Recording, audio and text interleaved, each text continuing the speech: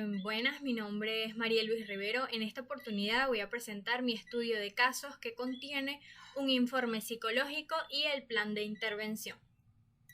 Comenzamos con los datos personales del paciente. Su nombre, vamos a conocerlo por sus iniciales, que son JA. Es de sexo masculino, tiene una edad de 33 años, su estado civil es divorciado. Su ocupación, trabajaba de repartidor en el área de cobranzas en una mueblería, actualmente está desempleado.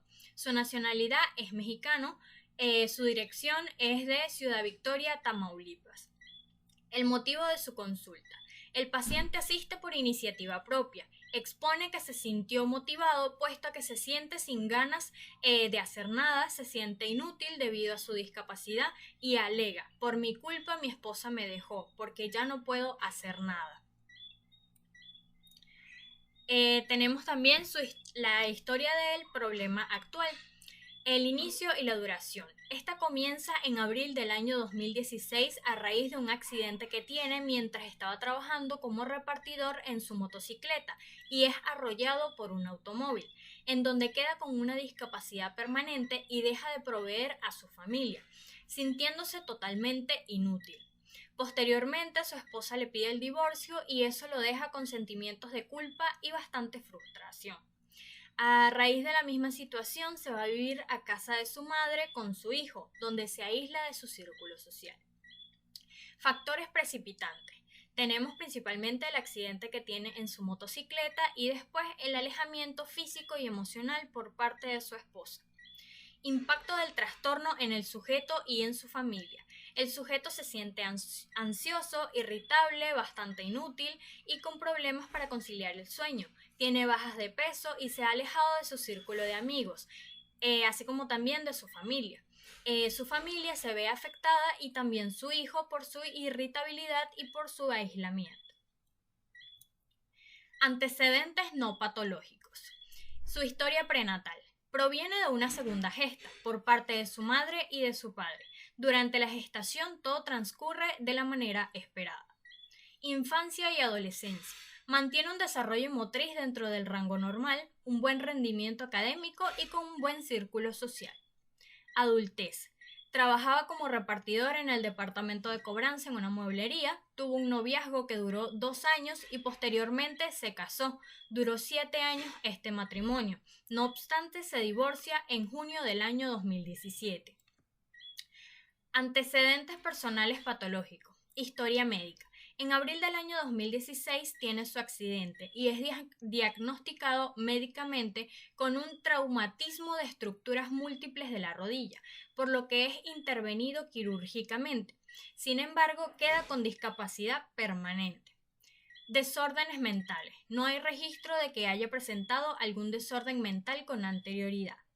Otras patologías. No ha presentado ninguna otra patología de la que se tenga constancia. Historia familiar. Constitución familiar. Su familia se encuentra constituida por su padre ya fallecido por causas naturales en el año 2015, por su madre que es ama de casa y tiene 2 hermanos, una hermana mayor y un hermano menor. Además tiene a su hijo que vive con él. Relación familiar. Su relación con su madre no era para nada buena, pero después del divorcio se va a vivir con ella y se convierte en su apoyo. Con su ex esposa ya no mantiene buena relación, pero con su hijo sí. Patologías familiares. Dentro de los conocimientos del paciente, en su familia no hay presente grandes patologías, a excepción de su padre que muere por causa de un infarto a la corta edad, a los 50 años. Los síntomas que presenta el paciente. El paciente presenta estados de ánimo depresivos, estados de ánimo bastante irritables, presenta una pérdida de peso, ha perdido aproximadamente 30 kilos en los últimos 10 meses, tiene problemas para conciliar el sueño, solo duerme alrededor de 5 horas al día. Tiene sentimientos de inutilidad debido a su condición, tiene sentimientos de culpa a raíz de el divorcio de su esposa. Siente que por culpa de que él no pudo proveer a su familia, su esposa lo dejó. Tiene pérdidas de interés y placer por la mayoría de las actividades y aislamiento de su círculo cercano. El pronóstico o diagnóstico. De acuerdo con los lineamientos del Manual de Clasificación de Estadísticas Internacional de Enfermedades y Problemas Relacionados con la Salud, en su 10ª revisión, el diagnóstico médico es traumatismo de estructuras múltiples de la rodilla, mientras que, con base en el Manual de Diagnóstico y Estadístico de los Trastornos Mentales, en su 5ª edición, se le diagnostica un trastorno depresivo debido a su traumatismo de estructuras múltiples de la rodilla, con episodios del tipo depresivo mayor. Ahora bien, el plan de intervención. Para el plan de intervención se realizaron 8 sesiones y tiene enfoques tanto cognitivo-conductuales como un enfoque humanista. En el caso del enfoque cognitivo-conductual se tomó en cuenta ya que permite una observación más exhaustiva y ayuda a las modificaciones conductuales presentadas y a la toma de conciencia de pensamientos negativos o imprecisos para que pueda visualizarlos de la mejor manera. Asimismo, permite reducir el riesgo de recaídas. Y el enfoque humanista se toma en cuenta ya que permite ver más allá de la sintomatología presentada y le permite al paciente centrarse en buscar el significado de su vida y encontrarse con aquello que lo motiva. Ahora bien, aquí tenemos el plan de intervención.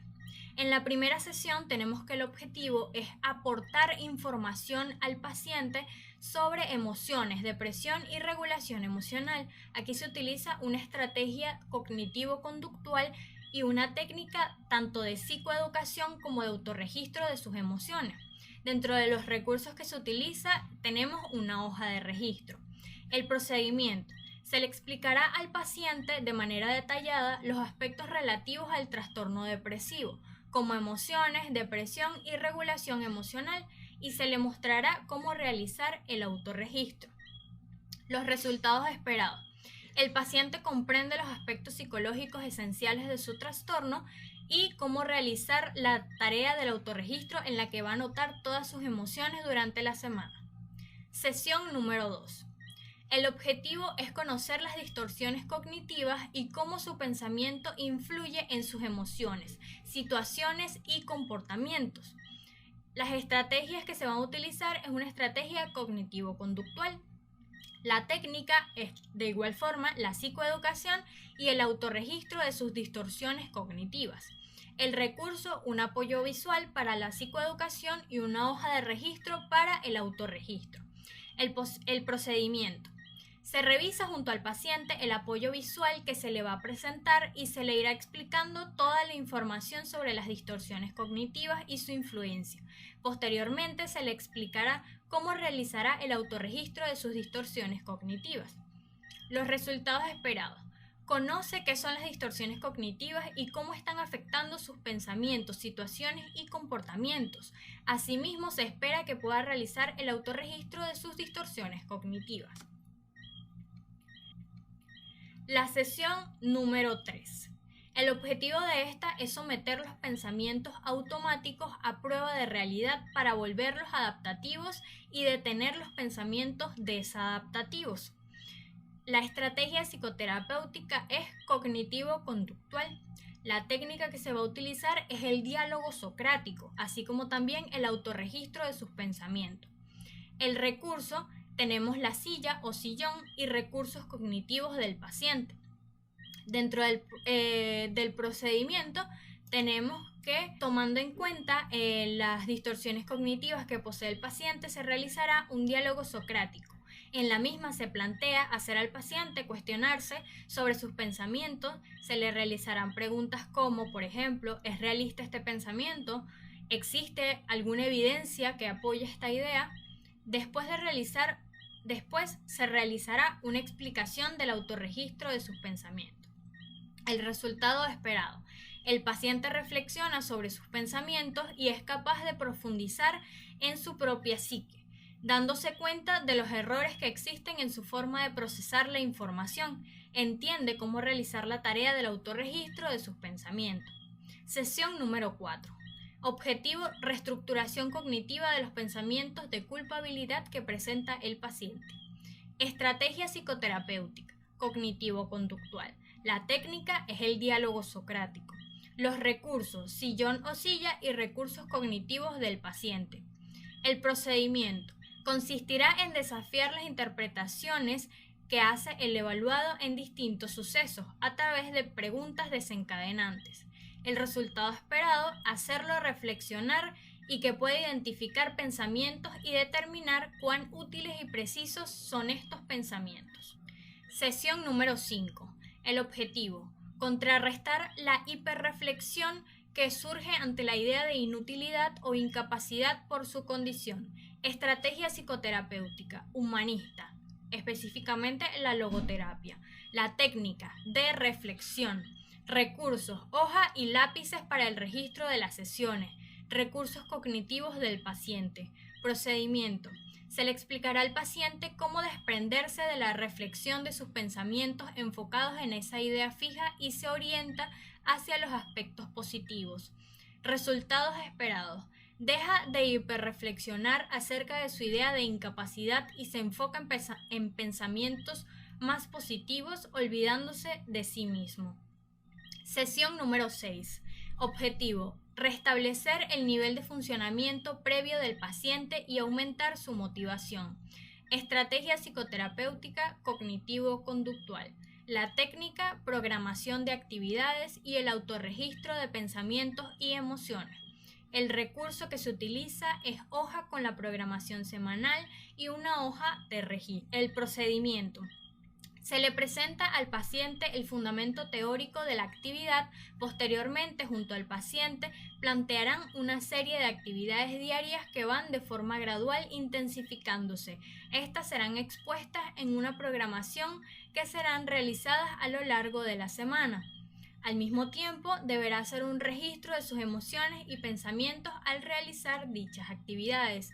El resultado esperado: el paciente se siente más motivado y más activo. Se reduce sus pensamientos de inutilidad al permitirse lograr pequeñas metas con sus actividades diarias. Asimismo, que pueda ir registrando todo pensamiento y emoción que tenga en el transcurso de la semana al realizar sus actividades.